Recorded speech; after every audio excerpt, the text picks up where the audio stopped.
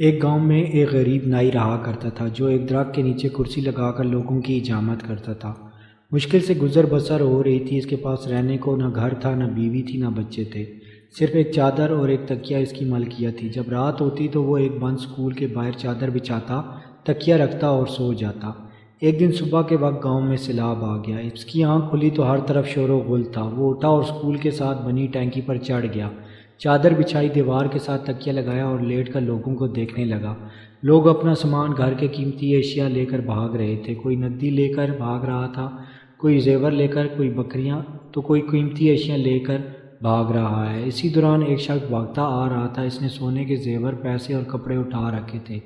جب وہ شخص اس نائی کے پاس سے گزرا اور اسے سکون سے لیٹے دیکھا تو غصے سے بولا، اوئے ساڈی ہر چیز اجڑ گئی ہے، ساڈی جان تے بننی، تو ایتھے سکون نال لمحہ پیا ہوئے۔ یہ سن کر نائی بولا، لالے آج تے غربت دی چس آئی ہے۔ جب میں نے یہ کہانی سنی تو ہنس پڑا، مگر پھر ایک خیال آیا کہ شاید روز محشر کا منظر بھی کچھ ایسا ہی ہوگا، جب تمام انسانوں سے حساب لیا جائے گا۔ ایک طرف غریبوں کا حساب ہو رہا ہوگا اور 2 وقت کی روٹی، کپڑا، حقوق اللہ اور حقوق العباد۔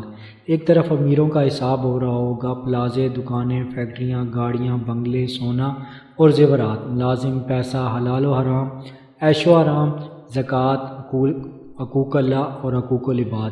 اتنی چیزوں کا حساب کتاب دیتے ہوئے پسینے سے شرابور اور خوف سے تھر تھر کانپ رہے ہوں گے، تب شاید اس نائی کی طرح غریب ان امیروں کو دیکھ رہے ہوں گے، چہرے پر ایک عجیب سا سکون، اور شاید دل ہی دل میں کہہ رہے ہوں گے کہ آج جیتے غربت دی چس آئی ہے۔ اللہ تعالیٰ سے دعا ہے کہ ہمیں ہر نعمت کا شکر ادا کرنے کی اور اللہ تعالیٰ کی رضا کے مطابق استعمال اور تقسیم کرنے کی توفیق عطا فرمائے۔ آمین ثم آمین۔